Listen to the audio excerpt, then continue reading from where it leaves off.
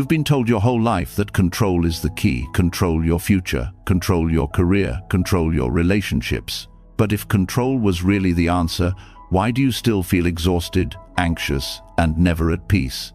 Why, even when things go your way, does fear sneak back in, whispering that it could all fall apart tomorrow? Here's the truth no one told you. Control is an illusion. And the tighter you cling, the more life slips through your fingers like sand. But what if you didn't have to fight anymore? What if letting go didn't mean losing, but finally winning your freedom?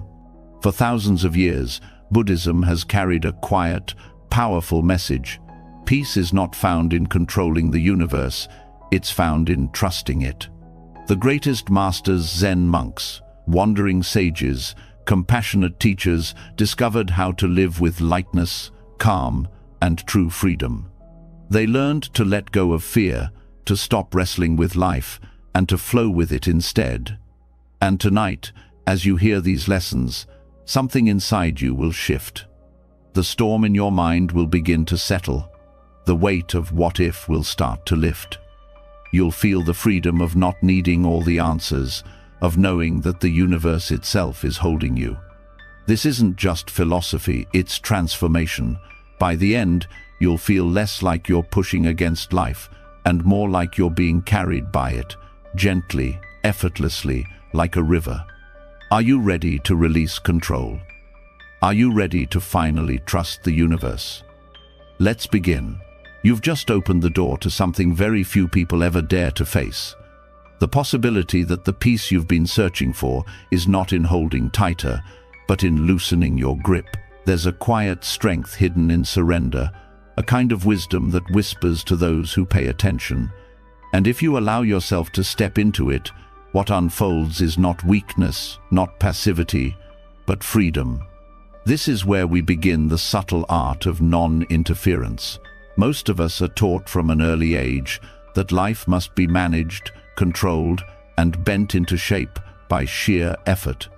We measure success by how much we can dominate outcomes, how precisely we can force reality to obey our expectations. And yet, no matter how carefully we plan, the universe has its own rhythm. There's traffic when you least expect it, storms when you planned a sunny day, endings when you were sure something would last forever. Interference, our constant attempt to force life into our mold, becomes not only exhausting, but a barrier to seeing what is already unfolding. Non-interference does not mean indifference. It does not mean neglect. It means learning the delicate art of knowing when action is wise and when action is only an expression of fear. It means allowing conditions, causes, and timing to move in their own way, without us clawing at them with desperation. This is the teaching the Buddha called letting things arise and pass away in their own time. It's not laziness, it's trust. It's understanding that just as you cannot open a flower by pulling on its petals, you cannot rush life into bloom by meddling. The difficulty lies in the mind's addiction to control. The ego thrives on the illusion that it is the master conductor of all events. When things go wrong, it blames itself or others. When things go right, it takes the credit. But look deeper. Every outcome you've ever experienced has come from countless conditions outside your reach. Your birth, the weather, the economy, the mood of another person, the hidden chain of choices stretching back centuries. Non-interference is not a withdrawal from responsibility, but a profound recognition of interdependence. Think of water. It does not argue with rocks, yet over time it shapes canyons. It does not resist gravity, yet it finds its way to the ocean. Non-interference is living with that same quiet persistence. It is choosing not to obstruct what is flowing, not to manipulate what is naturally arranging itself, but to act in harmony with conditions. When you stop meddling, you discover that much of life works perfectly well without your constant management. The heart beats, the breath rises and falls, the seasons turn. Peace begins where interference ends. At its core, interference arises from fear. Fear that if we don't push, things won't happen, or worse, they will happen in ways that hurt us. But notice the paradox. The more we interfere, the more tangled things become. Have you ever tried to solve a problem in a rush, only to create 3 new problems? That's interference. Have you ever insisted on controlling a loved one's choices, only to drive them further away? That's interference. When you release it, you allow natural intelligence to surface, the intelligence of causes and conditions working together far beyond your limited view. In Buddhist practice, non-interference is cultivated through mindfulness, to watch the mind wanting to jump in, to fix, to grasp, and instead to let the urge dissolve. That is training in freedom. In daily life, this looks like pausing before reacting, breathing before deciding, listening instead of interrupting. Non-interference is not the absence of action, but the presence of awareness that sees clearly when action is needed and when restraint is wiser. The Buddha described this as skillful, means the ability to respond appropriately rather than compulsively. Consider a farmer. He tills the soil, plants the seed, waters the field. He does his part, but he cannot force the seed to sprout. He cannot drag the sun across the sky. If he meddles, digging up the soil every day to check on the seed, he destroys what he wanted to grow. His wisdom lies in non-interference, knowing when he has done enough, when nature must take its course. Life is no different. We can prepare, cultivate, and act with care, but there comes a point where we must step back. The harvest belongs to the unfolding of conditions, not to our restless hands. Non-interference also reveals itself in relationships. How often do we interfere in the lives of those we love, convinced we know what is best for them? Parents dictate their children's choices long after they've grown. Friends try to fix problems that were never theirs to fix. Lovers attempt to mold each other into images of perfection. Yet the more we interfere, the more we suffocate. To love deeply is to allow space. To support is to trust that others have their own path. Non-interference here means respecting freedom, believing that the wisdom of another person's journey will guide them better than our fears ever could. In meditation, this lesson becomes even clearer. The beginner tries to interfere with the mind, forcing it to be still, demanding it to be silent. But the more you struggle, the noisier it becomes. The advanced practitioner learns the subtle art of simply observing. Thoughts arise, thoughts fade, sensations come and go. No interference is needed, because awareness itself is enough. In this way, meditation is a training ground for life, the practice of letting things be as they are, without grasping or pushing them away. There is a freedom that emerges only when you stop insisting that life obey your timetable. Imagine the relief of waking up without needing to control how the day unfolds. You still act, you still choose, but you no longer chain yourself to outcomes. This creates a profound shift.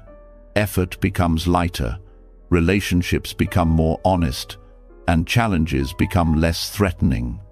Non-interference opens the doorway to trust, not blind trust, but the deep confidence that life has an intelligence greater than your plans. What happens when you live this way? Anxiety softens, decisions become clearer. You notice small miracles that control once blinded you to the way help arrives unexpectedly, the way problems dissolve without your forcing, the way opportunities appear when you stop chasing. Non-interference creates space for the universe to breathe through you, and in that space, peace arises. It takes courage to stop interfering. The mind will tell you it's reckless, that things will collapse without your grip. But when you dare to let go, you realize life has always been holding you. Non-interference is not retreat. It is strength in its purest form. It is choosing to align with reality rather than struggle against it. The Buddha's words echo through this truth. Let go, and you will know freedom. When you begin practicing this, start small. Notice the urge to correct, to argue, to force your will. Pause instead. Let silence speak. Allow time to pass before reacting. Little by little, you train yourself to step back, to witness the intelligence of unfolding events. Over time, this becomes natural. You find yourself less entangled, less burdened, more at ease. The subtle art of non-interference is not a single act, but a lifelong practice, one that deepens every day. When you begin to release the urge to interfere, a deeper truth quietly rises to the surface. The very reason interference feels so urgent is because we fear change. We try to control because we dread loss, because we resist the shifting ground beneath our feet. Yet in the heart of Buddhist teaching there is a radical message. Change is not your enemy.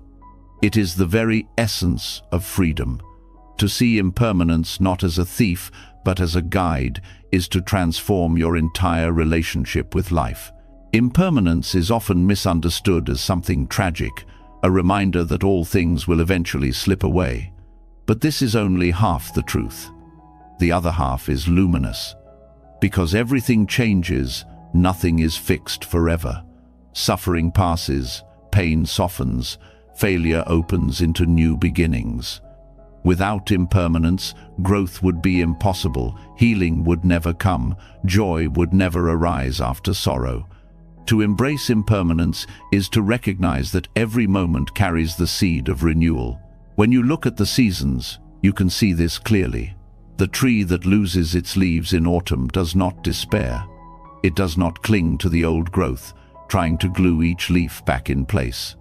It stands bare through winter, trusting that spring will bring new life. If the tree fought to keep its leaves, it would never flower again. You are not so different.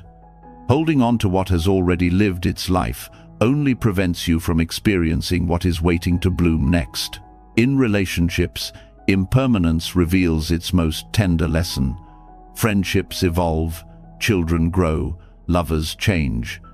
The instinct is to grasp at what once was, to try to preserve a moment of closeness, of youth, of shared intimacy. Yet when you soften into the truth of change, you begin to see love itself differently. It becomes less about possession and more about appreciation. To love someone with the awareness of impermanence is to treasure them fully while they are present, without clinging when the form of that relationship shifts. This kind of love is deeper because it is not chained to permanence. It flows with reality rather than against it. In your own inner life, impermanence works like a medicine. Every state of mind you experience, no matter how heavy, is subject to change. Anger flares but cannot hold forever. Anxiety may grip you, but it cannot stay. Even grief, which feels eternal in its darkest hours, eventually moves, softening into something bearable, sometimes even into compassion. Knowing this is liberation. You stop believing that today's emotions define you. You see them as passing weather in the sky of your mind. The Buddha taught that clinging is the root of suffering, and clinging is nothing more than the refusal to accept impermanence. We cling to youth, to possessions, to identities, to ideas of how life should be, and when change arrives, as it always does, we suffer. But when you turn toward impermanence and say yes, a strange thing happens. Suffering loosens its grip. You discover that the very thing you feared change is also what makes life precious. If everything lasted forever, nothing would matter. It is because the flower wilts that its beauty pierces the heart.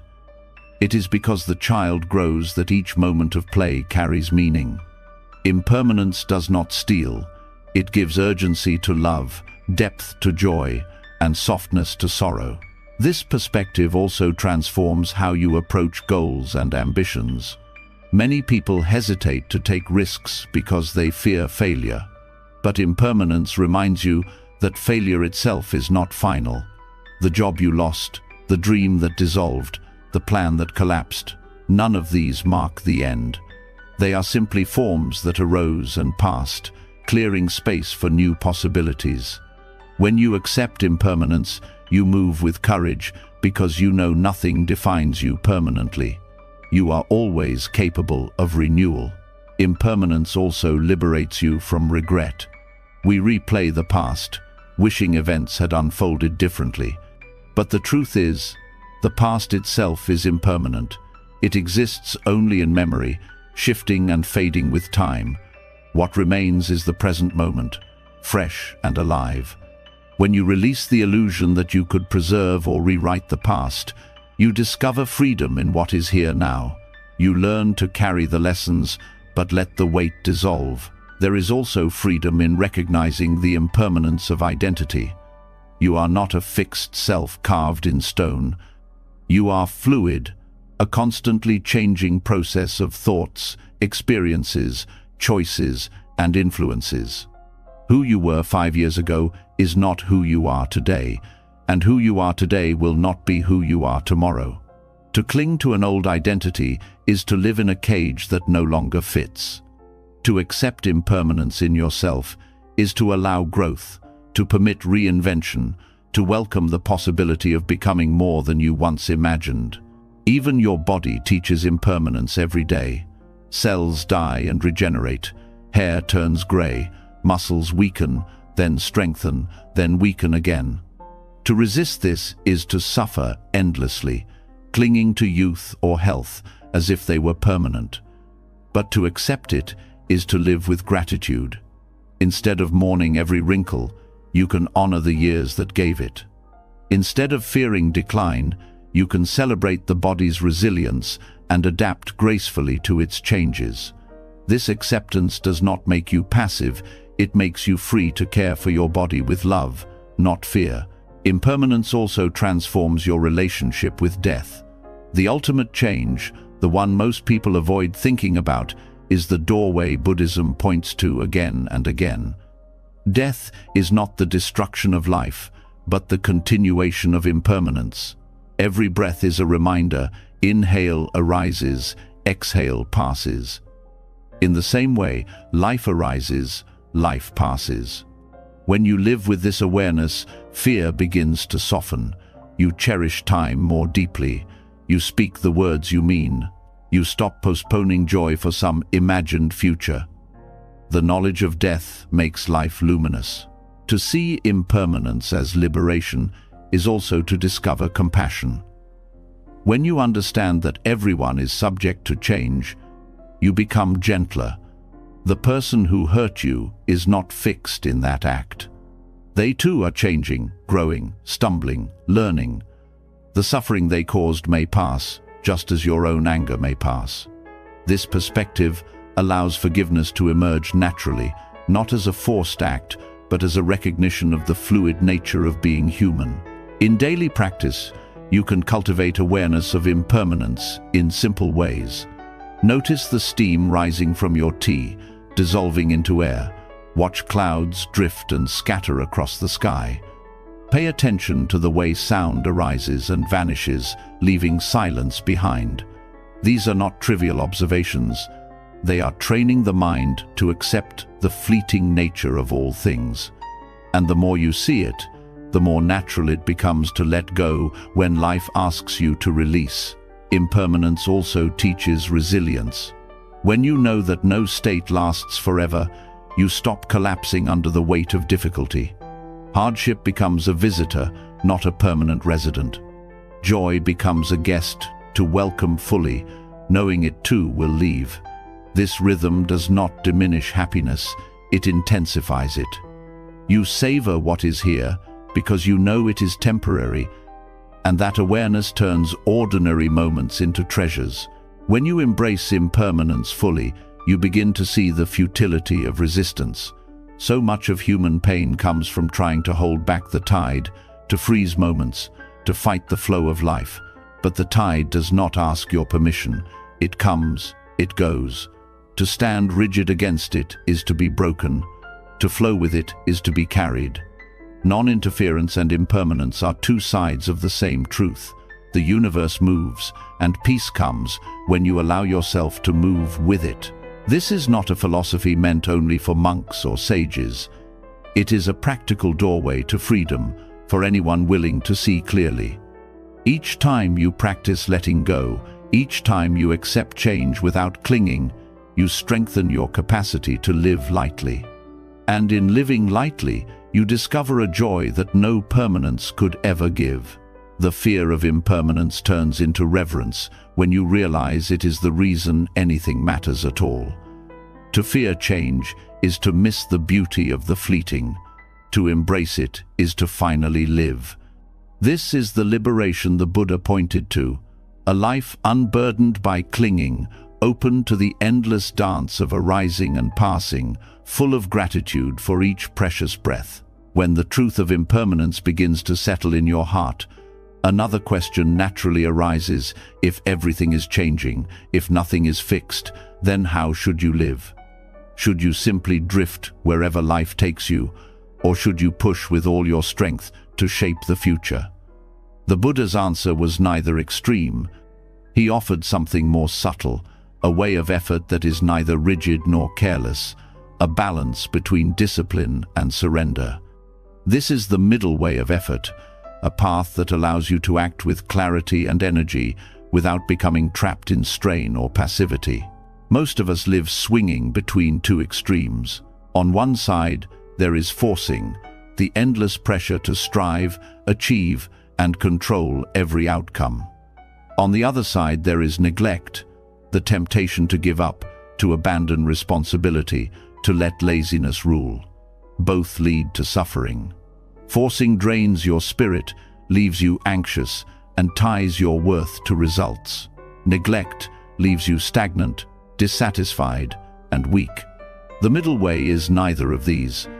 It is a rhythm of action that feels alive but not tense, purposeful but not desperate, steady but not rigid. In Buddhist teaching, this balance is compared to tuning the strings of a lute. If the string is pulled too tight, it snaps. If it is left too loose, it makes no sound. Only when the tension is balanced does music arise. Your effort is the same. Too much strain breaks you, too little care dulls you. But the middle tension, the balanced effort, produces harmony in life. To live this way requires sensitivity, the ability to listen to yourself deeply, to know when to lean forward and when to step back. Effort in the Buddhist sense is not about raw intensity, but about skill. It is called right effort, the kind of energy that supports clarity and compassion rather than ego and greed. This means cultivating what nourishes the mind and letting go of what drags it down. It is not simply about working hard, but about working wisely. The middle way of effort asks you to be mindful of the quality of your actions, to see whether they are guided by fear, by pride, by craving, or whether they come from steadiness and kindness. Discipline plays an important role, but discipline here is not about harshness or punishment. It is about consistency, the quiet commitment to what matters most. Discipline without forcing is like tending a fire. You feed it regularly with care, not with panic. You do not smother it with too much wood, nor do you neglect it until it dies. You keep it alive with patience, letting it grow in its own pace. This kind of discipline does not chain you, it frees you. It gives shape to your days without crushing your spirit. Surrender is the other half of the balance. Surrender here is not about giving up. It is about letting go of the illusion that you control all results. You act with effort, but you release the need to dictate the outcome. This protects you from despair when things don't unfold as planned, and it shields you from arrogance when they do. Surrender means you plant the seed, water the soil, but you do not demand the flower to bloom by your schedule. You trust the process, knowing that effort and conditions together give rise to fruit. This balance shows itself clearly in meditation. A beginner often tries too hard, straining to focus, fighting against thoughts.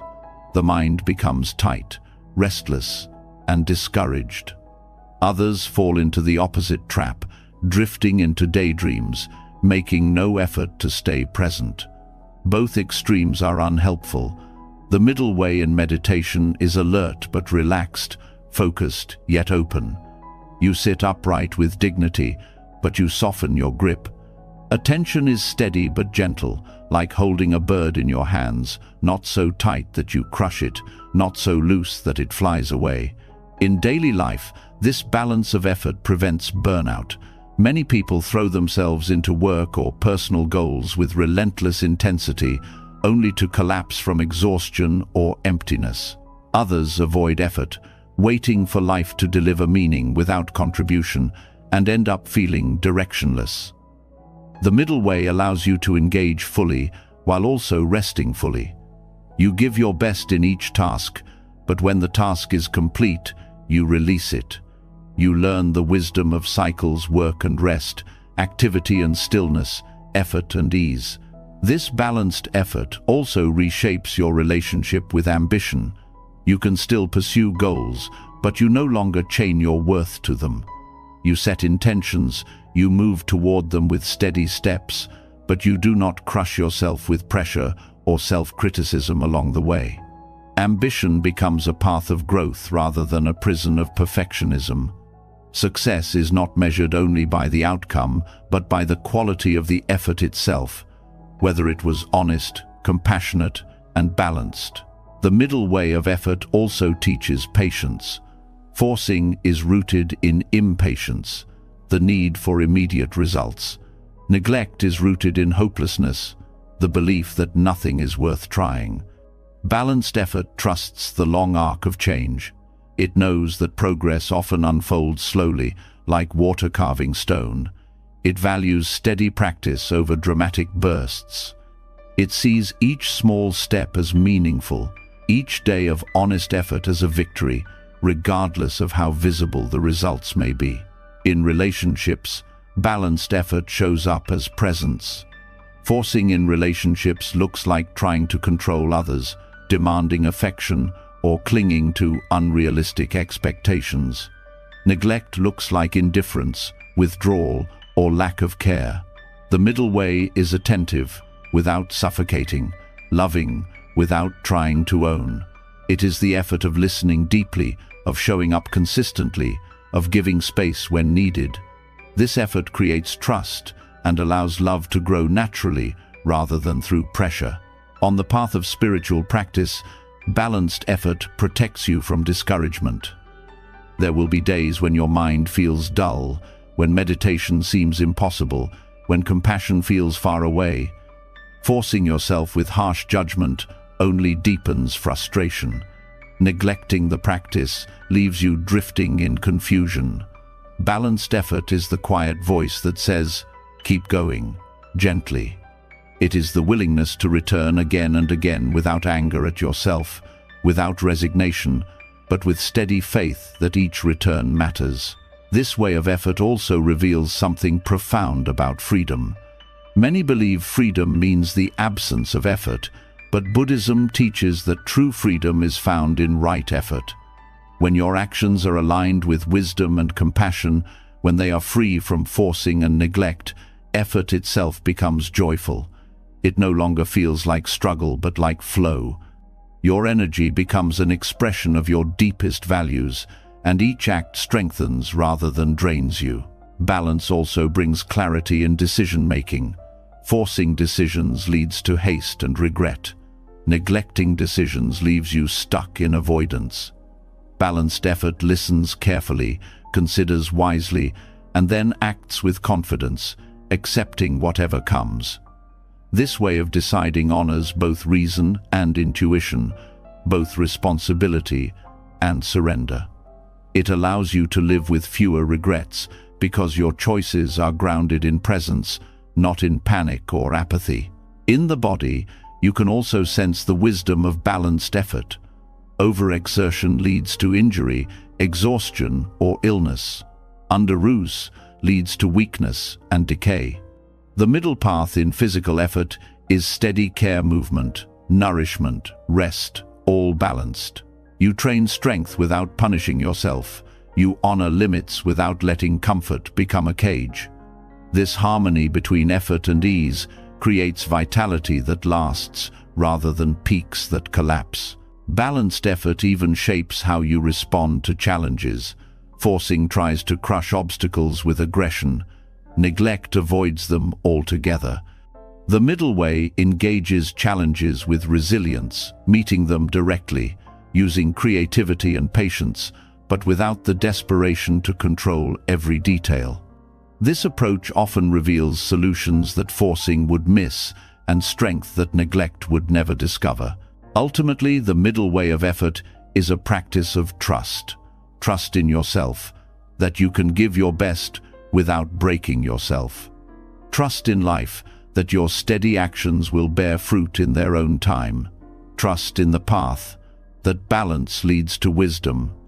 This trust allows you to walk with dignity through change and uncertainty, knowing that each step matters, not because it guarantees a specific outcome, but because it aligns you with truth.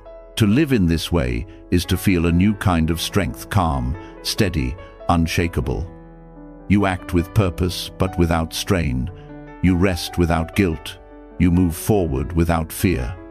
Discipline and surrender no longer feel like opposites but like partners in a dance, each completing the other. This is the art of effort that does not wound but heals, that does not enslave but liberates, that does not cling but flows. And from this balance, the journey into patience, karma, and the deeper unfolding of trust continues naturally. When balance in effort becomes part of you, another challenge quietly reveals itself. You may give your best with calm steadiness, but a voice in the mind still whispers, "When will the results appear? Why haven't things turned out yet?" This restless need for outcomes is one of the deepest knots we carry. The Buddha pointed to a truth that cuts through this struggle: plant the seed, but do not claim ownership of the harvest. Patience with karma is not passive waiting. It is a form of wisdom that frees you from chains of expectation and disappointment. Karma is not a cosmic punishment system, nor is it a guarantee of reward. It is the natural unfolding of causes and conditions, the law of seed and fruit. Every action you take plants something in the soil of existence.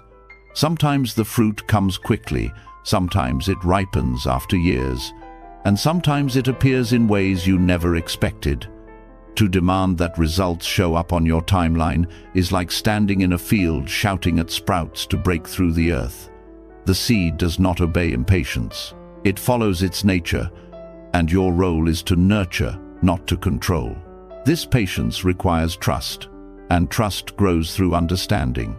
Think of the smallest act of kindness, a smile to a stranger, a word of comfort, a moment of generosity. You may never know how far that ripple travels. Perhaps the stranger carries that warmth into their day, treating another with kindness, who then passes it forward again. The chain of effects spreads far beyond what your eyes can trace.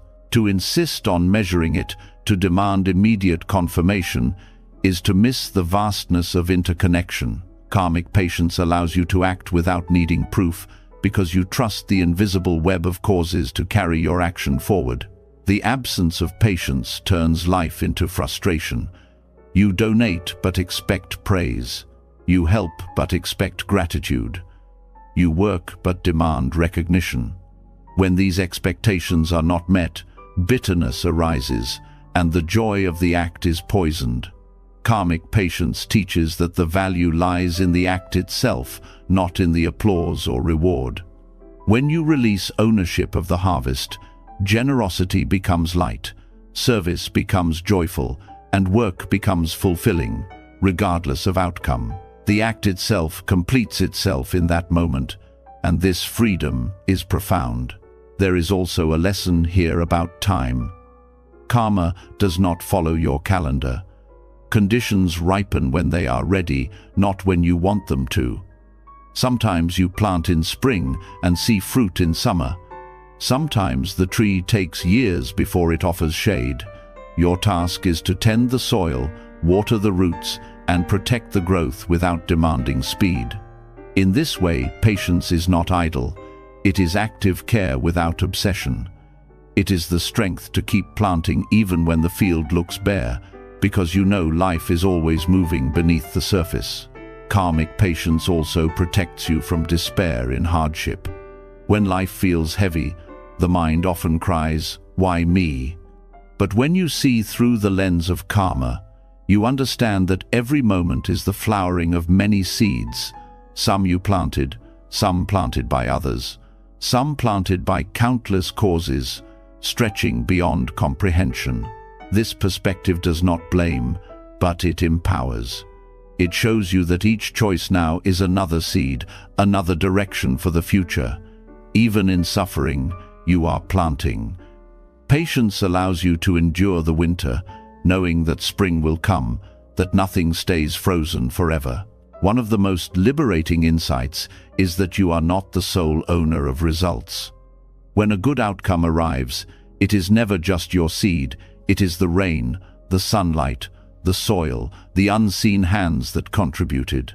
This recognition softens pride and deepens gratitude. When a difficult outcome arrives, it is also not solely your burden. It is the collision of countless conditions, many beyond your control. This recognition softens guilt and releases you from endless self-blame. Patience with karma allows you to hold both success and failure lightly, knowing neither is fully yours to possess. In relationships, karmic patience transforms how you give love and care. Without patience, love becomes transactional. If I give, I expect return. With patience, love becomes unconditional. You give attention, kindness, and support not to extract something, but because it is beautiful to give. Sometimes that love will blossom quickly, sometimes it may take years, and sometimes it may not return in the way you hoped. But patience frees you from resentment. It allows you to see the simple truth. Love given is never wasted, because it shapes you in the very act of giving. Patience also deepens humility. You may think you know the best outcome, but karma unfolds with complexity far beyond your mind's planning. Many times what you thought was a setback revealed itself later as the perfect condition for growth. The job you lost made space for a deeper calling. The relationship that ended created the freedom to know yourself. The delay that frustrated you saved you from a worse path. With patience, you stop rushing to label events as good or bad, success or failure. You learn to wait, to watch, to trust that the meaning of a seed is not always visible at the moment of planting. This kind of patience requires courage because it strips away the comfort of control. It asks you to give your best and then step back into uncertainty. But that very uncertainty is what gives life its richness. If you always knew when and how results would appear, life would lose its mystery. Karmic patience teaches you to embrace the unknown, to rest in the unfolding, to see beauty not only in the harvest, but in the waiting itself. There is also a deep connection between karmic patience and compassion for yourself. Many people plant seeds of effort and then punish themselves for not seeing results quickly. They turn practice into self-criticism, growth into judgment. But patience reminds you that growth has its own pace. Just as you would not scold a child for not becoming an adult overnight, you need not scold yourself for not reaching perfection instantly. Patience allows you to nurture yourself as you would a garden with care, persistence, and gentleness. Daily practice of karmic patience can be as simple as noticing where you cling to results. When you do a good deed, observe the mind asking for acknowledgement. When you put effort into a task, observe the impatience rising.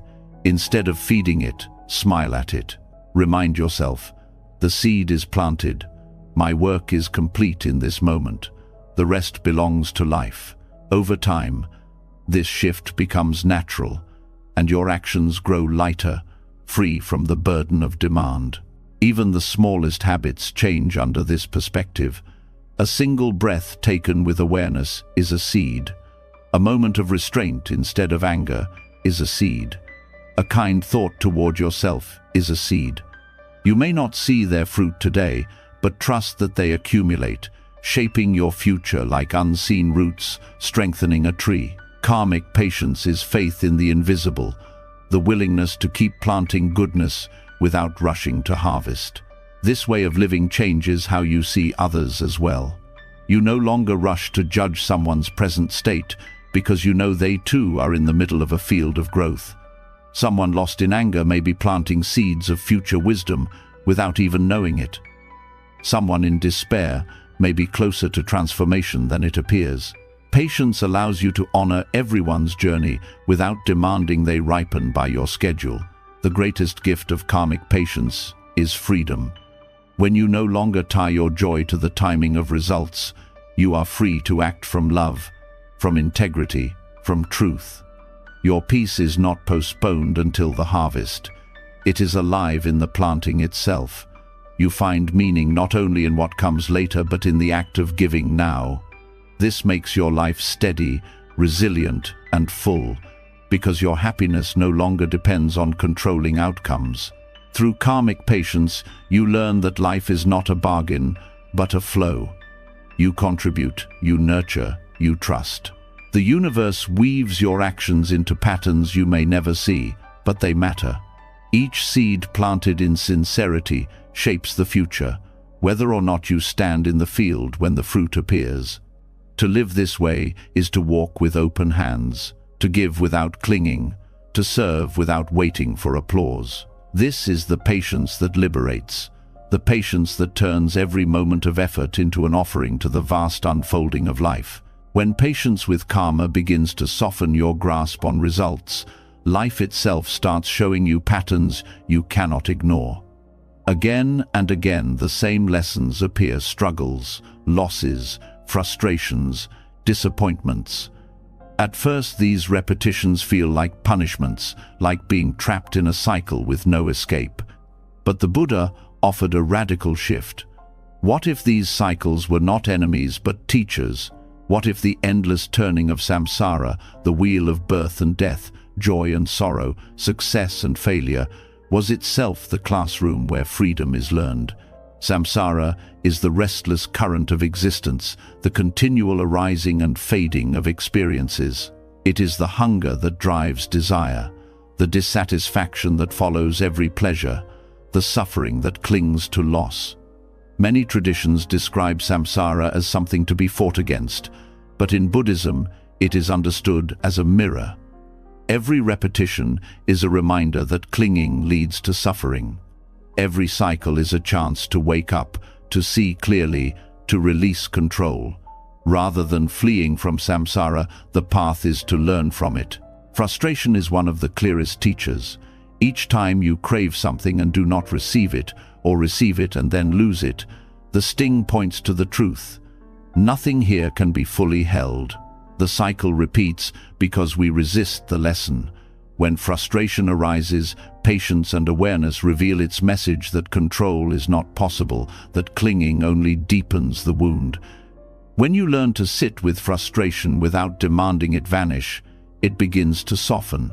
It shows you where your expectations are rigid, where your attachments keep you bound. Suffering itself is a teacher that does not lie. Pleasure can deceive, making you believe permanence is possible, but pain strips away illusions. When you lose someone, when a dream fails, when health falters, the raw truth of impermanence stands before you. It hurts, yet it teaches. It reveals that freedom cannot be found in securing outcomes, only in letting go. When you see this, suffering becomes not an enemy to destroy, but a guide pointing you toward release. Cycles of repetition in life, the same mistakes, the same arguments, the same disappointments, are samsara's most relentless lessons. At first, they feel like curses. Why does this keep happening? Why do I meet the same patterns in different forms? The Buddhist answer is simple: because the lesson has not yet been learned. Each repetition is life patiently pointing to the same route, saying, look here, release here, until the clinging is seen and let go. Samsara repeats.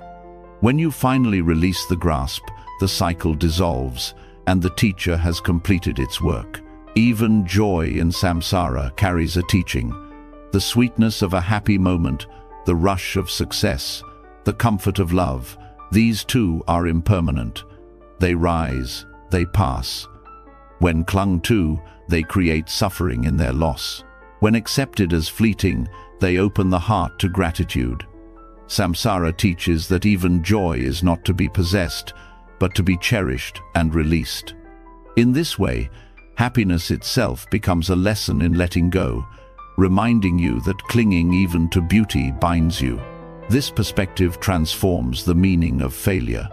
Most see failure as an enemy, as proof of weakness, but within the cycles of samsara, failure is often the sharper teacher. Success can breed pride, blindness, and attachment. Failure exposes the fragility of control, humbles the ego, and reveals the futility of rigid grasping. Through failure, you learn resilience, compassion, and humility. Samsara teaches not by offering only sweetness, but by exposing the bitter truths that make freedom possible. The wheel of samsara turns not only in lifetimes but in single days. Moods rise and fall, thoughts appear and vanish, desires spark and fade. Every small cycle reflects the larger truth. By paying attention to these microcycles, you train yourself to see the pattern everywhere. A morning irritation passes, an afternoon joy fades, an evening worry dissolves. Each cycle whispers, "Nothing lasts, let go." To ignore these whispers is to remain enslaved. To hear them is to learn. Samsara also teaches through relationships. The same conflicts return, the same wounds are triggered, the same disappointments replay. These are not punishments from the outside. They are mirrors showing what clinging still lives inside. A partner's anger, a friend's neglect, a colleague's betrayal, each reveals attachments and expectations that bind you. The cycle repeats until awareness grows. When you respond, not with control but with release, samsara has delivered its lesson. There is great compassion in seeing samsara as teacher. Instead of cursing suffering, you bow to it as the messenger that awakens you. Instead of resenting life's cycles, you see them as opportunities for insight. This shift does not erase pain, but it gives it purpose. Pain becomes the voice of wisdom, guiding you away from illusions. With this view, even the darkest moments become part of the path, because they strip away what cannot last and reveal what is real. Samsara also shows the cost of clinging to identity. Each time you insist, "I am this, I must be this," life shifts and shatters that identity. You lose a role, a job, a status, and suffering rushes in. Samsara repeats this until the truth becomes clear: you are not a fixed self. The cycle of birth and death applies not only to bodies, but to identities. To hold tightly is to suffer endlessly. To release is to find freedom beyond roles. The teacher here is relentless, but precise. Identity is impermanent. Do not chain yourself to it. The cycles of craving and dissatisfaction also reveal the limits of desire. You want, you chase, you achieve, you tire, you want again. The wheel spins endlessly. At first this feels like failure. Why does satisfaction never last? But the lesson is not that you are broken. The lesson is that desire by nature cannot bring lasting peace. Samsara teaches this by repeating the cycle until you see clearly. The end of craving is not in achieving everything, but in recognizing that the cycle itself cannot satisfy. Patience with samsara as teacher allows you to live with more compassion for others. When you see someone caught in the same cycle again and again, you no longer only judge. You recognize the wheel they are on, the lesson still unfolding. Instead of anger, you feel empathy. You know that wisdom ripens at its own pace, that cycles cannot be rushed. This recognition deepens compassion, because you see that everyone, like you, is a student of samsara, stumbling toward release. Even death, the greatest turn of the wheel, carries teaching.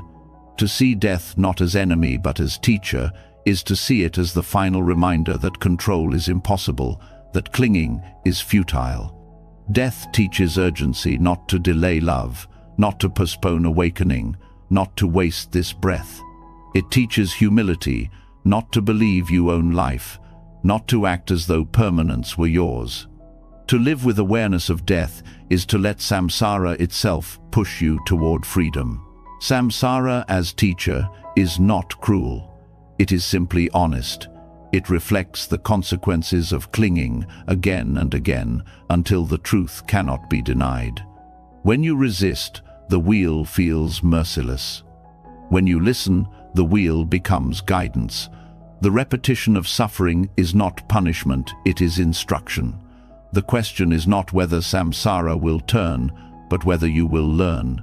When you shift to this view, frustration loses some of its sting. You begin to thank life for showing you what still binds you.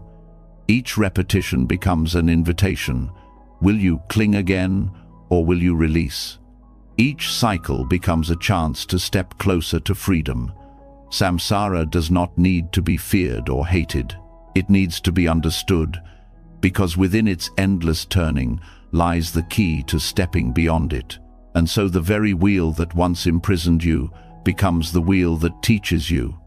Every rise and fall, every joy and sorrow, every gain and loss, all of it pointing in one direction: let go.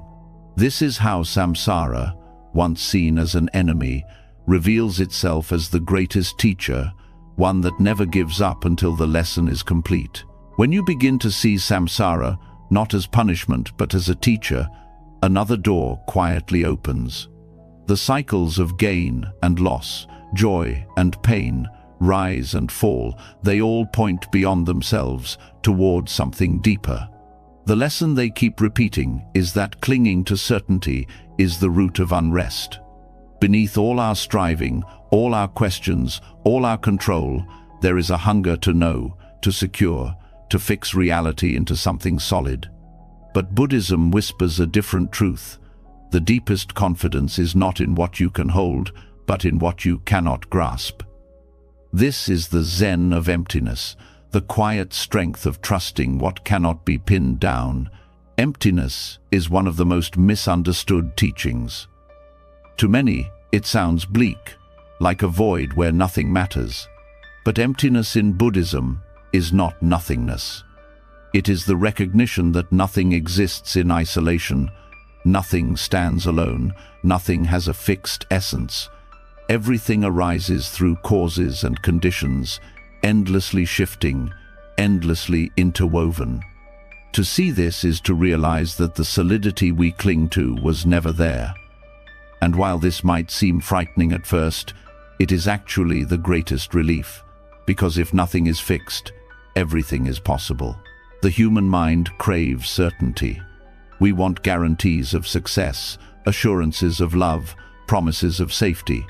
Yet life refuses to give them. Every attempt to force certainty collapses into frustration. The Zen of emptiness invites you to step into the space of not knowing, to rest in the openness where certainty was never needed. This is not passive resignation, it is trust in the living mystery of existence. It is learning to find confidence not in rigid answers, but in the very groundlessness of life. When you trust emptiness, you begin to see that the need for certainty was a cage. The demand for fixed answers keeps you trapped in anxiety, because no answer ever lasts. You solve one problem, another arises. You settle one doubt, another appears. The mind never rests because it is looking for permanence in a world that is fluid. Emptiness teaches you to release the demand for final answers and instead live fully in the unfolding moment. In this way, peace does not come from knowing, but from letting go of the need to know. This is why Zen masters often taught through paradox. When asked for certainty, they offered riddles instead. When students sought solid ground, They were given koans that broke the logic of the mind. The point was never to confuse, but to free. By breaking the craving for graspable answers, the teacher pointed the student toward direct experience, the raw immediacy of life as it island.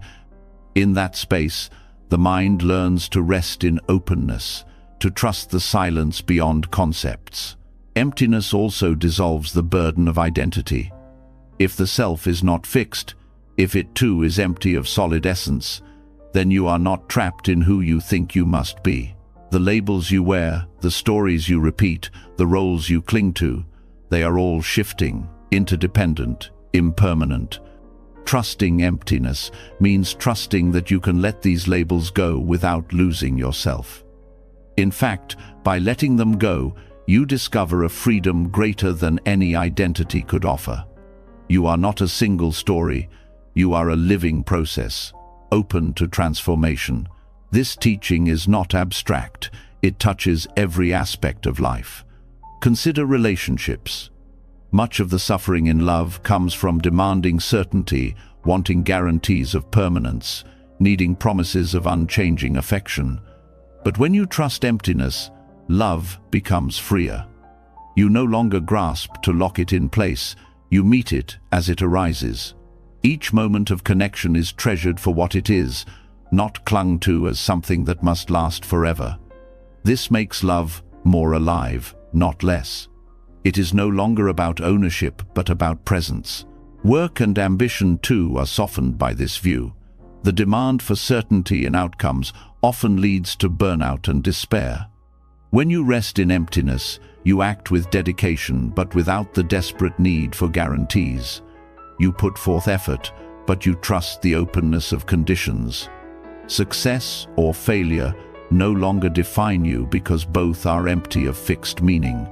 They arise, they pass, they teach, and they dissolve.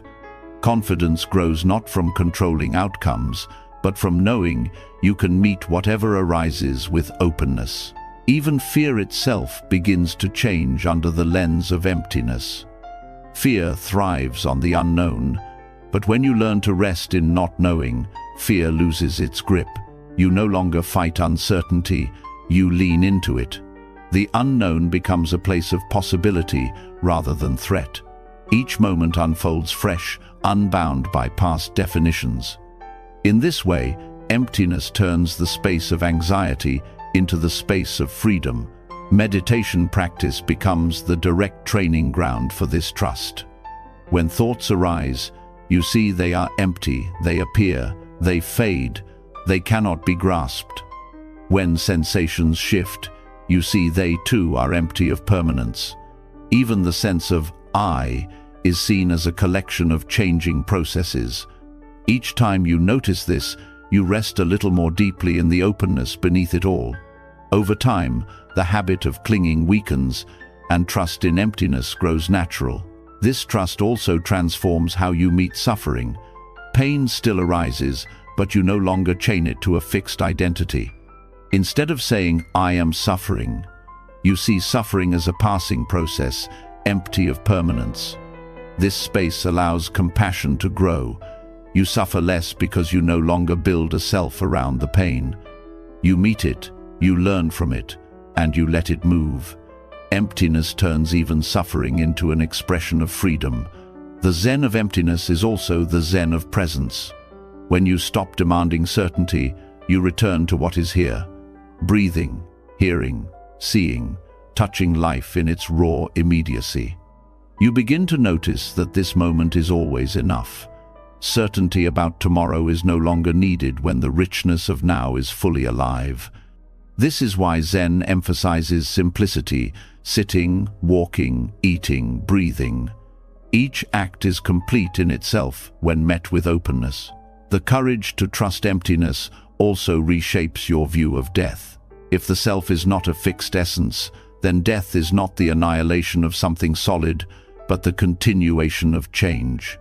The body returns to earth, the breath dissolves into air, the mind's processes end their cycle.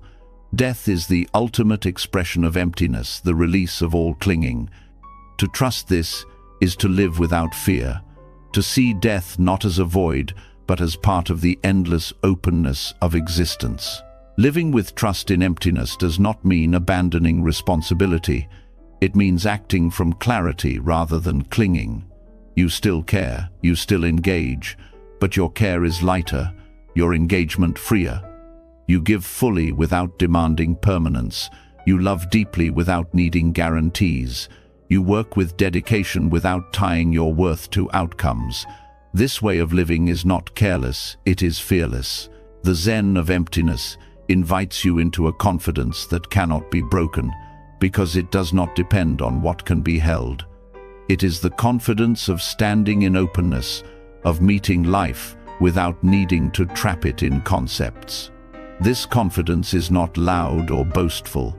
It is quiet, steady, unshakable. It grows not from having answers, but from being free from the demand for answers. When emptiness is trusted, life itself becomes lighter. The weight of needing everything to make sense dissolves.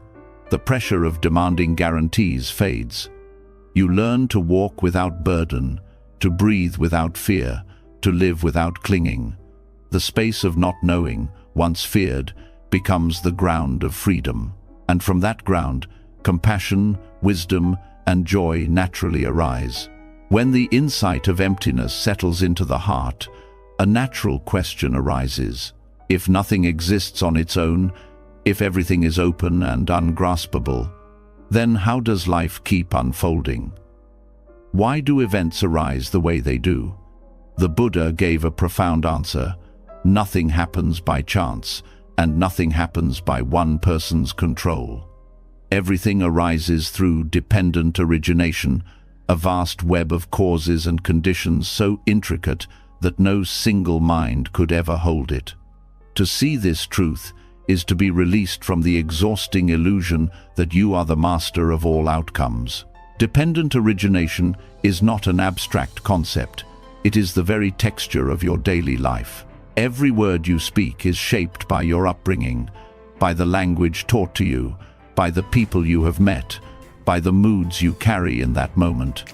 Even a simple gesture like drinking water depends on countless conditions: the rain that filled the river, the workers who built the pipes, the energy that pumps it to your home, the evolution of life that gave you a body needing hydration. When you pause to see this, the ordinary becomes extraordinary. Every act is the flowering of countless invisible roots. The illusion of control grows because the mind narrows its vision. It sees only the small space of personal effort and forgets the wider web. You believe you control success because you worked hard, forgetting the teachers who guided you, the family that supported you, the society that built the systems you live in, the strangers whose unseen labor allowed you the time and resources to pursue your path. Likewise, when failure arrives, you may blame yourself completely, ignoring the countless conditions beyond your reach. Dependent origination shows the arrogance of both pride and self-blame. Neither success nor failure belongs fully to you. They are co-creations of the vast network of causes. This understanding brings deep humility. You are part of the web, not its master. Your choices matter, your actions have weight, but they are threads woven into a fabric much larger than you. Humility here is not weakness, but clarity. It frees you from carrying the impossible burden of total control. You learn to act with integrity, knowing that the outcome is shared with the universe. This allows you to give your best without the crushing pressure to guarantee results. Dependent origination also reveals the interdependence of suffering. When anger arises in someone toward you, it is not born in that moment alone. It carries roots from their childhood, from their stresses, from the culture that shaped them, from the endless chain of conditions feeding their state of mind. Seeing this, you can respond with compassion instead of only personal hurt. Their anger is not simply theirs. It is the fruit of 1,000 unseen seeds. Compassion arises because you know they are caught in the same web of causes as you. This perspective transforms how you hold your own pain as well. Instead of seeing suffering as proof of personal failure, you see it as the natural result of conditions. Depression, anxiety, grief. They are not signs that you are broken, but signs that countless conditions have converged in this moment. This view does not erase responsibility, but it removes shame. You can take steps to create new conditions without believing that your worth is defined by the present ones. Understanding dependent origination turns self-condemnation into patience. One of the most liberating aspects of this teaching is that it dissolves isolation. The illusion of control makes you feel alone, carrying your fate on your shoulders. Dependent origination reminds you that you are never separate. You breathe air given by trees. You eat food cultivated by others. You think thoughts shaped by centuries of culture. You are woven into everything. This dissolves loneliness because it shows that connection is not optional. It is the very nature of existence. The illusion of control also drives much of human conflict. Nations fight believing they can dominate the course of history, ignoring the complex tangle of economic, cultural, and ecological conditions that shape events. Individuals argue, each convinced they alone direct the truth, forgetting that even their opinions are the result of influences beyond their choosing. When dependent origination is understood, arrogance softens. You no longer cling to the belief that your view is absolute. This creates space for dialogue, for empathy, for peace. In daily life, this teaching can be felt in the smallest details. A smile you give a stranger may ease their sorrow, shaping how they treat the next person, which ripples outward beyond your sight. You may think it was a simple choice, but it was the meeting point of countless conditions. You had enough rest to be kind. They crossed your path at that exact moment. The weather did not weigh you down. Everything comes together in subtle ways. To live with awareness of this is to live with reverence, knowing that no act is isolated. Meditation deepens this insight by showing how even the sense of self is dependently originated. The thought, I am, is not a solid truth but a chain of sensations, memories, cultural conditioning, and habits arising together. When the mind quiets, you see the self as a process, not a possession. This recognition dissolves the illusion of a controller behind the scenes. Life flows without needing an owner. Breathing happens, thoughts happen, awareness happens all dependently, all without a fixed self pulling the strings. Trusting dependent origination frees you from endless striving. You no longer waste energy trying to hold together what cannot be controlled. Instead, you focus on planting wholesome conditions, kindness, honesty, mindfulness, compassion. You water the seeds that you can, knowing that the harvest depends on countless other factors. This creates peace because your role becomes clear. Contribute wisely, but release the demand to control the whole field. This way of seeing also reshapes how you relate to time. The illusion of control makes you obsessed with predicting and forcing the future. Dependent origination shows that the future is the result of innumerable causes, most of which are invisible to you. This does not mean you sit idle. It means you act in the present with clarity, trusting that the web will weave itself in ways you cannot foresee. The future ceases to be a cage of fear because you no longer demand certainty from it. There is beauty in recognizing the fragility of control. It opens gratitude. When something good unfolds, you see the miracle of conditions aligning. A meal on your table is not simply the result of your effort. It is the sun, the rain, the soil, the farmer, the cook, the countless hands that touched it before it reached you. To eat with this awareness is to eat with reverence. Gratitude becomes natural when you see the web behind each moment. This teaching also nurtures forgiveness. When others harm you, dependent origination reveals the complexity behind their actions. They too are shaped by suffering, by ignorance, by chains of causes beyond their choosing. This does not excuse harm, but it helps dissolve the illusion that they acted from pure malice or absolute control. Forgiveness becomes possible because you see them not as monsters, but as beings caught in conditions, just as you are. Dependent origination is a call to humility, compassion, and trust. Humility, because you recognize that you do not control the universe. Compassion, because you see that everyone is entangled in conditions beyond their will. Trust, because you learn to act wisely and let go of the rest. This triad replaces the burden of control with the lightness of participation. You are not the owner of reality, but you are a contributor to its unfolding. When this insight deepens, the illusion of control becomes almost laughable. You see how often the mind insists, "I did this, I made this happen," while ignoring the infinite conditions that made it possible. You see how often you blame yourself for things you could never have controlled. The grip loosens, and with it, suffering loosens. What remains is a simple clarity. Life is a web, you are a thread, and your freedom is not in controlling the web, but in weaving your part with wisdom and love. In this way, dependent origination dissolves the myth of isolation and control, opening the way to a deeper trust in life. Every event, every thought, every breath is part of an immeasurable tapestry. To live in awareness of this is to live in harmony with reality, no longer enslaved by the exhausting demand to control what was never yours to command. When the truth of dependent origination becomes clear, another illusion begins to lose its grip. If everything arises from countless causes and nothing stands alone, then the self you cling to as solid and unchanging cannot be what it seems.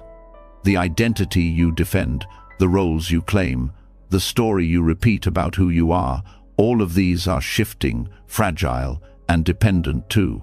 Yet most suffering comes from trying to freeze this ever-changing process into a fixed self. To let go of this rigid identity is not to lose yourself, but to discover a freedom that carries you with the flow of life instead of against it. The belief in a fixed self is deeply ingrained.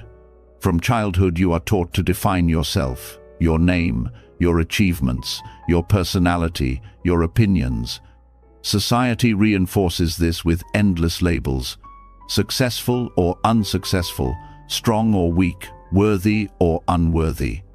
You begin to think of yourself as a permanent thing, a separate entity that must be protected at all costs. But the reality is that the self you defend so fiercely shifts every moment. Who you were yesterday is not who you are today, and who you are today is not who you will be tomorrow. The rigidity of identity creates endless tension. You feel pressure to live up to your own labels, to maintain consistency even when your inner truth is changing. You cling to old roles long after they have served their purpose. You defend outdated stories even when they bring you pain. This struggle comes from mistaking a flowing river for a frozen statue. Life is motion, but the fixed self tries to stop that motion, and in the attempt, suffering grows. When you release the belief in a fixed self, you allow life to breathe through you. You no longer demand that you remain the same, and so you are free to evolve. Identity becomes a tool rather than a prison. You can step into roles when they serve compassion, and you can step out when they no longer fit. This flexibility is not weakness, it is wisdom. Just as a tree bends with the wind and does not break, you learn to move with the current of existence without clinging to one rigid form. This release also brings deep compassion for yourself. The rigid self is harsh, demanding perfection, condemning every mistake as permanent failure. But when you see the self as fluid, mistakes become moments, not definitions. You can grow, learn, and transform without carrying the weight of permanent judgment. This gentle view allows healing, because you stop stabbing yourself with the illusion of permanence. You begin to treat yourself as a living process, capable of renewal at every breath. Letting go of fixed identity also transforms relationships. Much of conflict comes from locking others into rigid roles, believing they will always be the way they once were, or expecting them to never change. This prevents true connection. But when you see that everyone is fluid, that each person is a changing process like you allow them the freedom to grow. Love deepens because it no longer depends on clinging to an old version of someone. Trust grows because it rests not on permanence, but on openness to change. Even your relationship with the past softens. Rigid identity ties you to old wounds and old glories, insisting they define you. But when you let go, the past becomes part of your flow rather than a prison. Painful experiences shape you, but they do not fix you. Triumphs enrich you, but they do not freeze you. You are not a sum of events carved in stone. You are the living movement that carries those experiences forward, transforming them into wisdom. The fear of letting go often comes from thinking that without a fixed self you will be lost. But the truth is the opposite. The more you release, the more you discover a deeper ground of being that is not bound by labels or roles. This ground is awareness itself, the open space in which all experiences rise and pass. Awareness does not need to cling to any particular identity to exist. It flows with whatever arises, steady and unshaken. To rest in this awareness is to trust the flow of life at its core. In practical life, letting go of fixed self allows resilience. When circumstances shift, the rigid self breaks, unable to adapt. But the fluid self flows, meeting change with flexibility. Job loss, illness, aging, loss of status, all of these crush the one who believes they must always remain the same. But for the one who has let go of fixed identity, these changes are simply part of the river. Pain may still come, but it does not destroy. There is strength in being able to say, I can change too. This release also opens creativity. The fixed self clings to what is known, afraid of appearing foolish, desperate to preserve a stable image. The fluid self experiments, explores, and plays, unafraid of mistakes because mistakes do not define it. Creativity flourishes in freedom, and freedom grows when you stop protecting a rigid identity. Every new possibility in life requires letting go of the old self that resists it. Trusting flow means trusting that you can step into new forms without losing what matters most. Meditation reveals this truth directly. When you watch the mind carefully, you see that the sense of self is built moment by moment, thoughts about the past, feelings in the body, images of who you are. None of these last, yet together they create the illusion of a solid me. In the stillness of meditation, you see that this me is not fixed at all. It is a story arising and dissolving. Each time you notice this, the grip loosens, and trust in the flow of awareness deepens.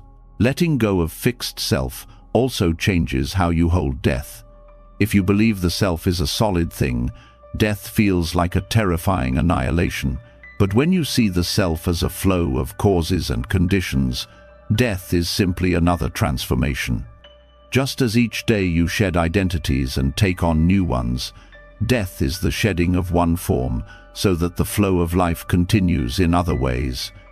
Fear softens when you realize you were never a fixed entity to begin with. The release of rigid identity is not an abandonment of responsibility. It is a wiser way of living. You still act, you still care, you still cultivate values, but you hold them lightly, knowing they too may evolve. Integrity grows not from clinging to a permanent self-image, but from responding truthfully to each moment. You live authentically, not by defending who you think you are, but by allowing who you are to unfold naturally. This unfolding also nurtures deeper trust in the universe.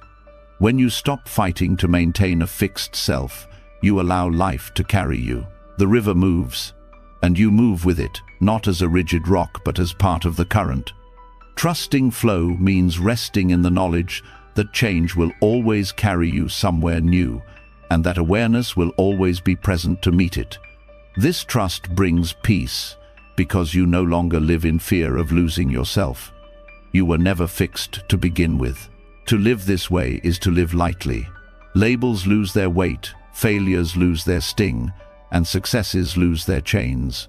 You become more playful, more compassionate, more present, because you are no longer burdened with defending an identity. Each day becomes an opportunity to meet life freshly, without the prison of who you think you must be. This freedom is not abstract. It touches every breath, every relationship, every step. Letting go of fixed self does not erase you. It reveals you. It uncovers the spaciousness beneath the story, the openness that has always been here. To trust this flow is to find confidence not in permanence, but in movement, not in control, but in release. And in this release, life carries you more gently, guiding you not through force, but through the quiet wisdom of change. When the grip of a fixed self loosens and you begin to flow with change, the question of achievement naturally comes forward.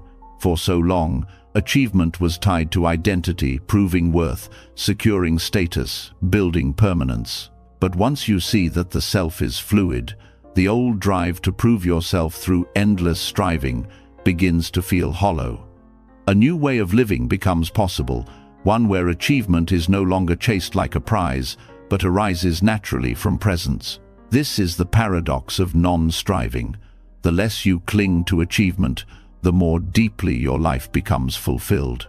Striving is fueled by the belief that happiness lives somewhere ahead, at the end of a completed task, a reached milestone, or a won prize. You run toward it with urgency, sacrificing the present moment in the hope that one day you will finally arrive. Yet the pattern always repeats. When the goal is reached, satisfaction fades, and a new chase begins. This cycle of striving is exhausting because it places your peace outside of yourself, forever in the distance. Non-striving cuts through this cycle by teaching you to let go of the idea that fulfillment must be earned through endless struggle. Non-striving does not mean idleness or apathy. It is not sitting back and refusing to engage with life. It means working, creating, and contributing without the constant pressure of proving or securing your worth.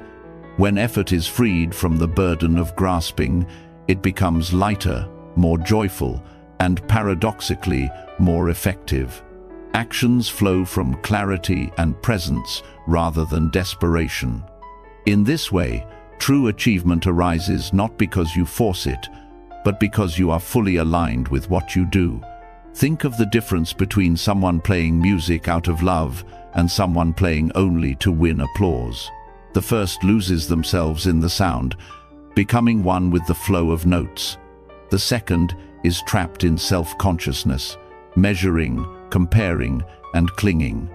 Both may produce sound, but only the first experiences true achievement, where the act itself is complete in the moment.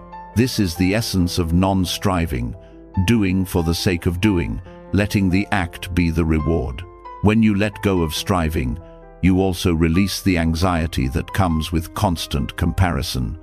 Striving thrives on measuring yourself against others: who is ahead, who is behind, who is better, who is worse. This breeds envy, insecurity, and endless dissatisfaction. Non-striving frees you from this treadmill. You are no longer running against anyone else. You are simply walking your path, with each step whole in itself. Paradoxically, this often allows you to go further, because your energy is no longer drained by fear and competition. Non-striving also brings clarity to ambition. Goals can still exist, but they no longer carry the weight of your self-worth. You can pursue them with energy, but you do not collapse if they are not reached. The process becomes as meaningful as the result, and so every moment is infused with value. This transforms ambition from a desperate chase into a path of learning and growth. Success becomes a byproduct of engagement, not the sole measure of your life. There is great freedom in learning to act without demanding outcomes. You do what is skillful, what is compassionate, what is aligned with truth, and then you let go. If recognition comes, it comes. If results arrive, they arrive. If failure meets you, it is simply part of the unfolding. This way of living strips away the tension that striving creates and leaves only the quiet dignity of presence. Strangely, it is often when you stop clutching at success that success begins to appear, because your actions are no longer clouded by fear or greed. Non-striving also opens the door to deeper creativity. The mind that strives is rigid, clinging to plans, terrified of mistakes. But creativity blossoms in openness, in the willingness to explore without guarantee. When you stop demanding perfection, new ideas arise more freely. You can take risks, experiment, and grow because your worth is no longer tied to flawless outcomes. Many of the greatest discoveries and works of art have emerged not from forced striving, but from playful exploration, from a willingness to be fully present with the process rather than obsessed with the reward. This teaching also transforms your relationship with time. Striving fills your days with urgency, as though life is a race against the clock. Non-striving slows you down. It teaches you that each moment is already complete, that nothing is missing from now. When you live this way, time expands. You begin to notice details you once overlooked: the sound of birds, the rhythm of your breath, the warmth of sunlight. Life stops being a corridor to some imagined future and becomes a field of richness in every step. Meditation offers the clearest training in non-striving. Many beginners approach meditation with the same mindset they bring to work or study, straining for silence, forcing concentration, chasing peace. Yet the more you strive, the more restless the mind becomes.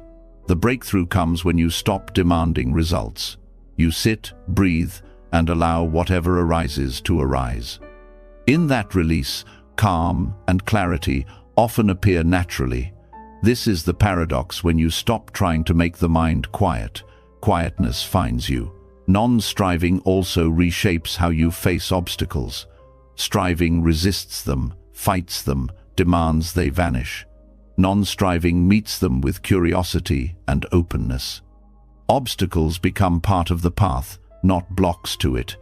You engage them without panic, and often you discover they are not as solid as they seemed. By not clinging to the idea that life must be smooth, you discover resilience. Achievement then includes not just reaching goals, but living fully through difficulties. In relationships, non-striving creates intimacy. Striving in love is trying to mold the other person, trying to secure promises, trying to control how affection should look. Non-striving allows love to breathe. You show up with presence, not with grasping. You listen without needing to win. You give without calculating return. This makes love purer, because it is not weighed down by hidden demands. The connection itself becomes the achievement. Letting go of striving also deepens compassion for yourself. When you are no longer driven by the harsh voice demanding constant achievement, you can rest. You can allow yourself to simply be, without needing to earn the right to exist. This rest is not laziness, it is nourishment. From it, true energy arises. You begin to act not out of fear of inadequacy, but out of joy in living. This shift turns even ordinary acts, washing dishes, walking down the street, speaking to a friend, into expressions of fulfillment. The paradox of non-striving is that it often leads to greater achievement in the conventional sense. Freed from the tension of grasping, your energy is steady. Freed from the weight of ego, your vision is clear. Freed from the obsession with results, your work is lighter and more creative. People who live this way often accomplish much, not because they cling to achievement, but because they are deeply aligned with what they do. Yet even if the outer results are modest, the inner achievement is profound, the achievement of peace, authenticity, and joy. To live this teaching is to trust that you are already enough. You do not need to prove your worth through endless striving. You can act with clarity, love, and skill, and let the rest unfold. Achievement is no longer something far ahead, always out of reach. It is here, in the presence you bring to this moment. Non-striving is not the end of effort, but the transformation of effort into something wise, compassionate, and free. When you stop chasing, life begins to meet you where you are. Each step becomes both the path and the destination. Each act, no matter how small, carries its own fulfillment. This is the true achievement, living so fully that nothing needs to be clung to, because everything is already whole. When the restless chase for achievement softens through non-striving, something tender begins to emerge in its place. You realize that the deepest release does not come from abandoning effort altogether, but from allowing your actions to be guided by something greater than personal gain. That something is compassion. To surrender through compassion is not weakness, it is the strength to let go of control out of care for yourself and others.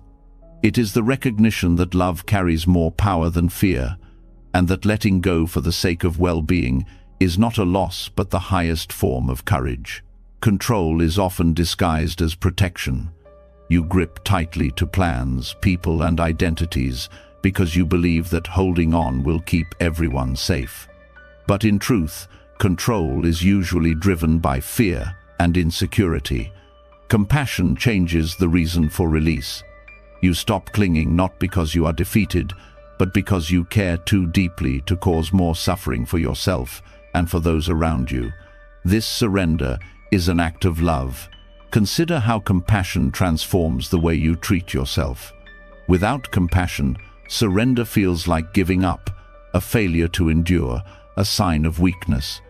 With compassion, surrender becomes an act of kindness. It is allowing yourself to rest when exhaustion takes over. It is forgiving yourself when mistakes weigh heavily. It is letting go of impossible standards that keep you in chains. To live with compassion for yourself is to realize that control is not always noble. Sometimes the most noble act is to step back and soften. Compassion also shifts the way you hold others. When you try to control people, even with good intentions, you limit their freedom. You demand they live according to your expectations, and in doing so, you take away their chance to learn, stumble, and grow. Surrender through compassion means giving others the space to be themselves, even if it means they choose paths different from what you wanted. This release is not neglect. It is trust in their own unfolding. It is saying, I care enough for you to let you walk your way. This approach dissolves much of the conflict that dominates relationships. Arguments often arise from the need to control, insisting that others think, act, or feel as you do. Compassionate surrender loosens this grip. You learn to listen without forcing agreement, to support without demanding compliance. Peace arises not from winning battles of control, but from letting go of the need to win at all. In this way, compassion creates harmony, where control only creates resistance. On a broader scale, surrender through compassion is how you respond to the suffering of the world. You cannot control wars, disasters, or the pain of every being, but you can choose how you meet them. You can soften into compassion rather than harden into despair. You can let go of the illusion that you must fix everything alone and instead contribute what you can with care. This surrender allows you to act without being paralyzed by the weight of the world. You do what is possible and release what is not. There is profound strength in choosing surrender, not because you are powerless, but because you are moved by love. A parent who loosens their grip so a child can find independence, a friend who releases expectations so the other can breathe, a leader who steps back to listen instead of forcing control. These are acts of courage, not weakness. They show that true power lies in creating space for growth, not in clinging to domination. Compassionate surrender also heals the wounds of self-judgment. Control thrives on harshness, telling yourself you must be better, faster, stronger, perfect. This creates inner conflict and endless striving. When compassion guides you, you release that need for domination over yourself. You allow your humanity to exist without condemnation. This surrender does not mean apathy, it means growth without cruelty. It is giving yourself permission to be imperfect while still walking the path with sincerity. Meditation reveals this quality clearly. You may begin by trying to control the mind, forcing thoughts away, demanding silence. But this only creates tension. When compassion enters, you surrender control. You allow thoughts to come and go without judgment. You hold yourself gently when restlessness arises. This compassionate surrender brings the mind to quietness more effectively than force ever could. The very act of letting go, guided by care, becomes the key to peace.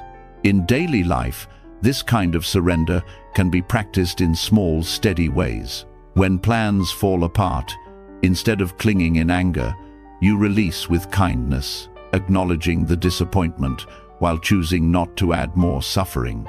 When someone disagrees with you, instead of forcing them to see your side, you surrender the need to be right and listen with openness. Each act of compassionate surrender lightens the weight of control and deepens your connection to the world around you. This teaching also reshapes how you understand strength. Culture often praises control, dominance, and unyielding will. But Buddhism points to a different kind of strength, the strength to yield, to let go, to soften. A river cuts through mountains, not by force, but by steady flow. Compassionate surrender has this same quality. It wears away the sharp edges of suffering, creating space for gentleness and healing. Strength is not in clinging, but in caring enough to release. Even in the face of suffering, surrender through compassion gives you resilience. When hardship strikes, the instinct is to fight, resist, and control every detail. But this often deepens the pain.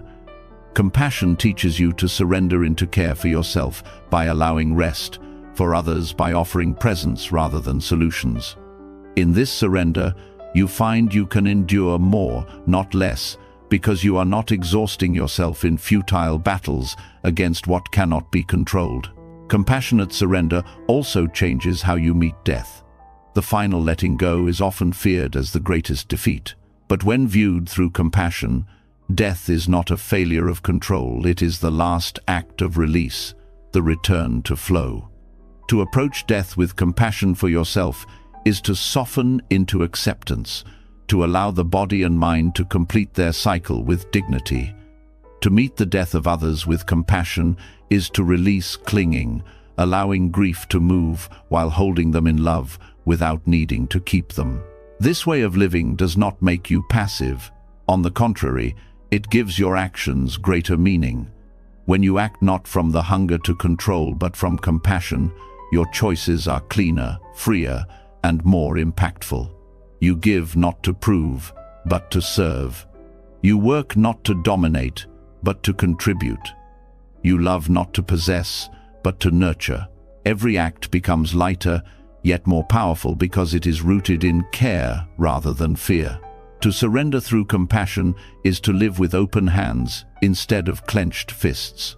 It is to release the constant battle for control and replace it with the steady presence of care.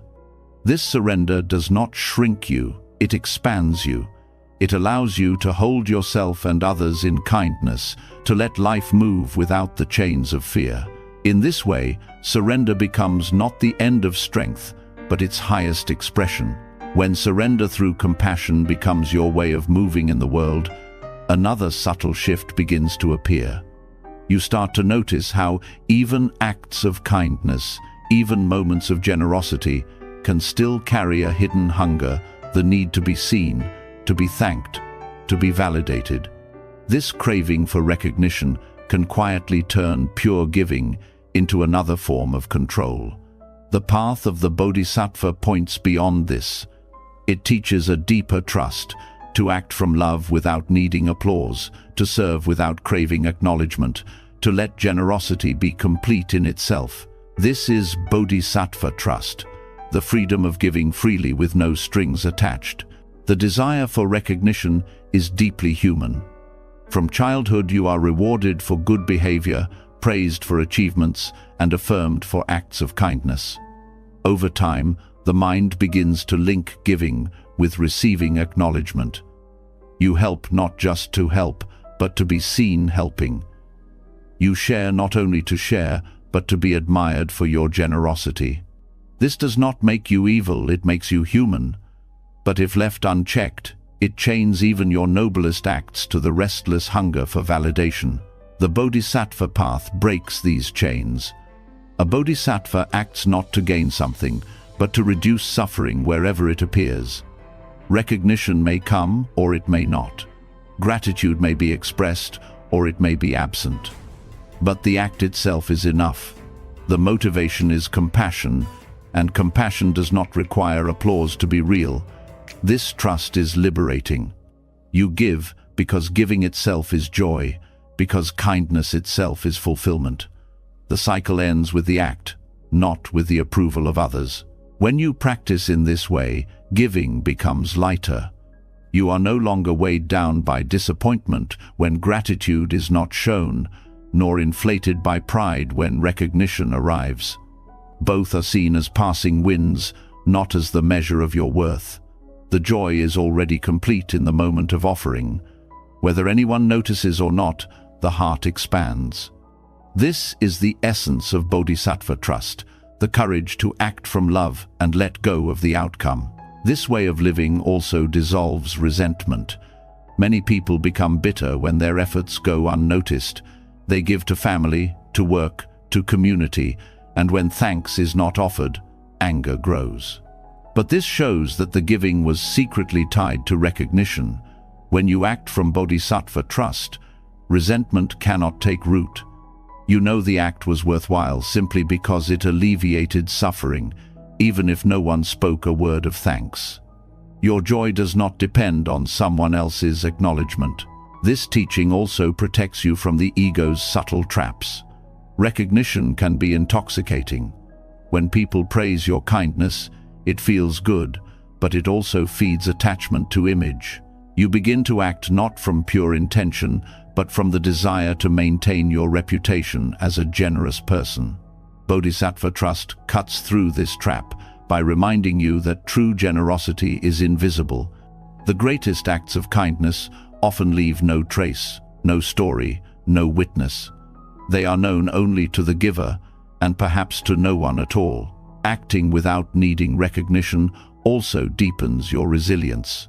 If you depend on applause to sustain your effort, your compassion will falter the moment it is not rewarded. But if you act from the fullness of the heart, you cannot be discouraged by silence.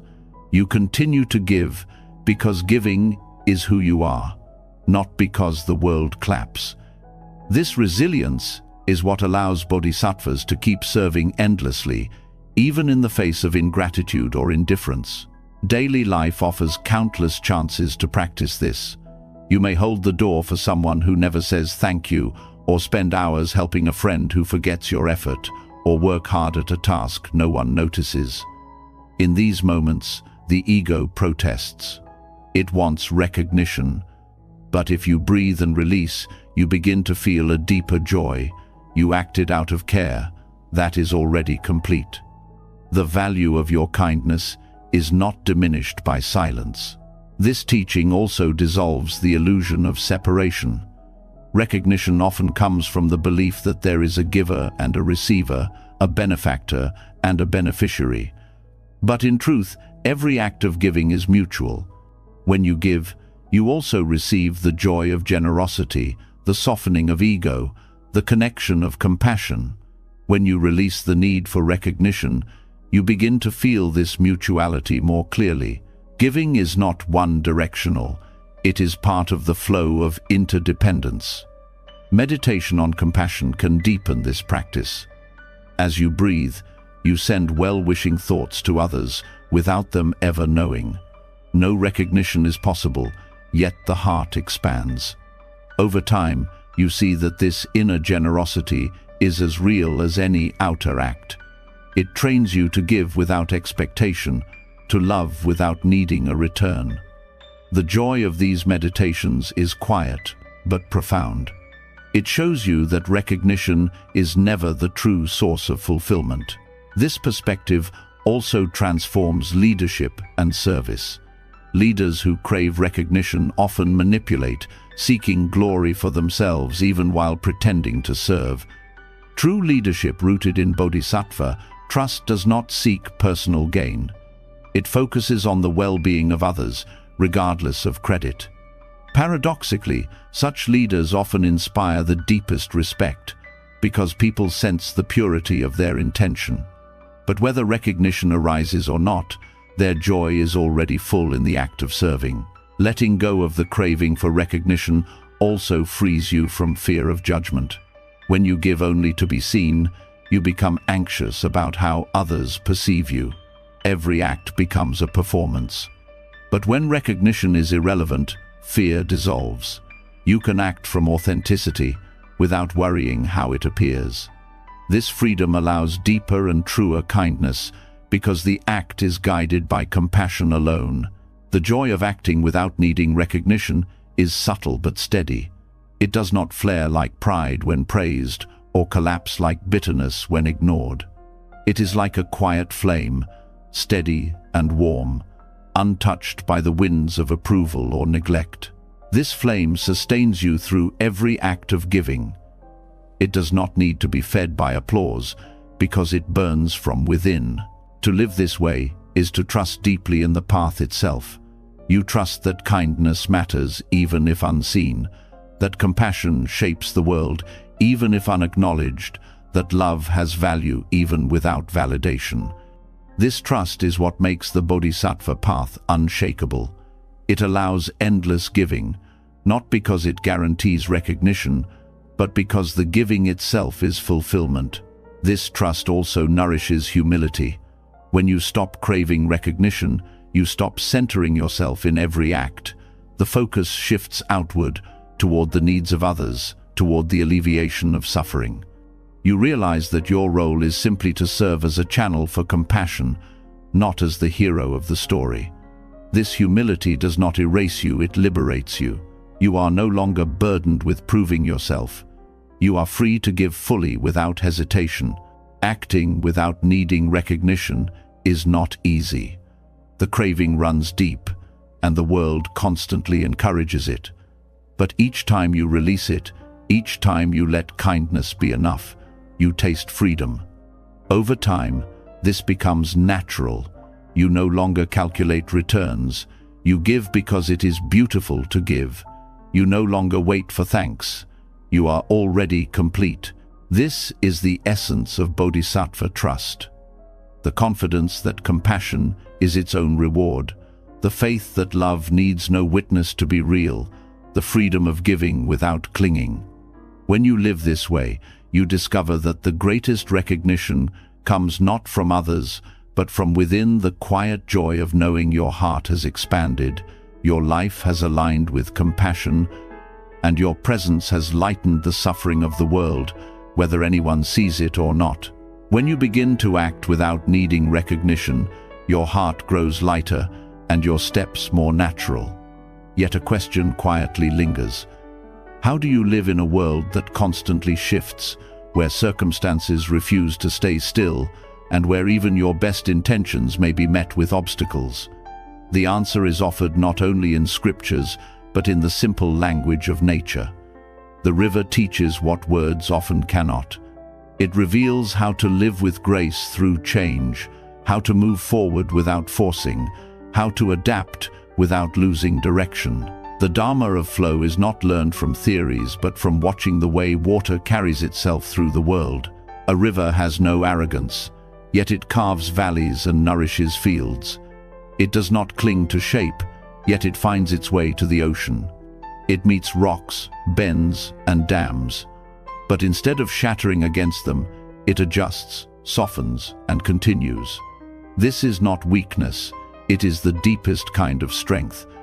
To live like a river is to understand that adaptability is not betrayal of yourself, but fidelity to the truth that life is movement. The human mind often rebels against this truth. It wants certainty, fixed ground, and unchanging order. But life offers no such stability. Jobs shift, health changes, relationships evolve, identities dissolve. To resist this is to suffer endlessly. To adopt the way of the river is to discover peace in the midst of motion. Flow does not mean drifting without purpose. It means holding your essence while meeting each condition with flexibility. Just as water remains water no matter its shape, you remain rooted in awareness no matter how life bends you. This practice begins by observing how much of your struggle comes from rigidity. You may insist on one path, one outcome, one way things must unfold. When life pushes differently, tension arises. The more tightly you cling, the more you break. Flow teaches you to loosen, to trust that change itself carries intelligence. A river does not resist the bend in its course, it uses it. In the same way, you can allow unexpected turns to become part of your path rather than obstacles to it. There is humility in this. The river never claims to control the terrain, it simply responds to it. When you let go of the illusion of control and practice responsiveness instead, life becomes less of a battle and more of a dialogue. You listen to circumstances, adjust your steps, and discover that adaptability itself can be graceful. This does not mean passivity, it means skillful alignment. Flow is a discipline of listening and responding, rather than forcing and resisting. The Dharma of flow also reveals how to hold strength and softness together. Water is gentle to the touch, yet it can wear down the hardest stone. Its power is not in brute force, but in persistence and adaptability. In your own life, this means learning to combine resilience with gentleness. You can meet hardship with steady presence instead of rigid control. You can persist without hardening. This balance is what allows you to endure without losing compassion. Living in flow also nurtures patience. A river takes its time to reach the sea. It moves steadily, not hurriedly, yet it never stops. In the same way, you can release the urgency of forcing results. Flow teaches that progress is not always visible moment to moment, but steady presence leads you forward. Patience here is not waiting idly, but continuing without clinging to speed. This patience brings peace, because you no longer measure your life against a clock of achievement. Flow also transforms how you see obstacles. Where striving sees a rock as a barrier, flow sees it as an opportunity to bend, to create a new path. When circumstances do not match your plan, instead of despair, you can ask, how can I adjust here? This mindset creates resilience because no obstacle becomes final. Like water, you discover that every block can be met with creativity. Sometimes you go around, sometimes you soften the obstacle itself, and sometimes you find strength by gathering more energy before moving forward. Each way is part of flow. Relationships, too, are guided by this wisdom. Rigidity in relationships creates conflict, demanding that others never change, insisting they match your exact expectations. Flow allows space. It honors the shifts of others while staying rooted in care. Just as a river nourishes whatever it touches without clinging, you can bring kindness to relationships without trying to freeze them. This creates harmony, because love breathes freely when it is not controlled. The practice of flow also brings ease to your inner life. Emotions rise and fall like currents. Anger, sadness, joy, fear, each moves through you. To resist is to trap them, to dam the river and create stagnation. To flow is to let them come and let them go. You do not deny them, but you do not chain yourself to them. This openness turns emotions into teachers rather than jailers. They show you their message and then pass, leaving space for peace. Flow reshapes ambition as well. Instead of forcing a rigid plan, you act with intention, but stay open to how conditions unfold. You may set a direction, but you release the demand for it to look exactly as imagined. This flexibility allows life to surprise you, to open doors you would never have designed. Many of the most meaningful paths are discovered this way, not by clinging but by flowing with opportunities as they appear. Meditation becomes a training ground for this practice. As you sit, thoughts and sensations rise like ripples. The instinct is to hold or push them away. But when you practice flow, you simply let them move. Attention rests like the riverbed, steady beneath the current. This teaches you directly that peace is not in stopping the flow, but in resting with it. The mind becomes spacious, not because it is empty of movement, but because it no longer clings to the movement. The Dharma of flow also nurtures gratitude. When you release rigidity, you begin to notice the beauty of each moment. Just as a river glitters in sunlight, each small detail of life shines when you meet it without grasping. The taste of food, the sound of laughter, the rhythm of breath all become precious. Gratitude arises naturally when you stop fighting reality and begin flowing with it. In times of loss, this teaching is especially powerful. Loss is the place where control is most obviously shattered. The instinct is to cling, to resist, to break against grief. Flow teaches another way. You allow the current of grief to move through you, trusting that even the heaviest waters eventually carry you forward. You do not deny the pain,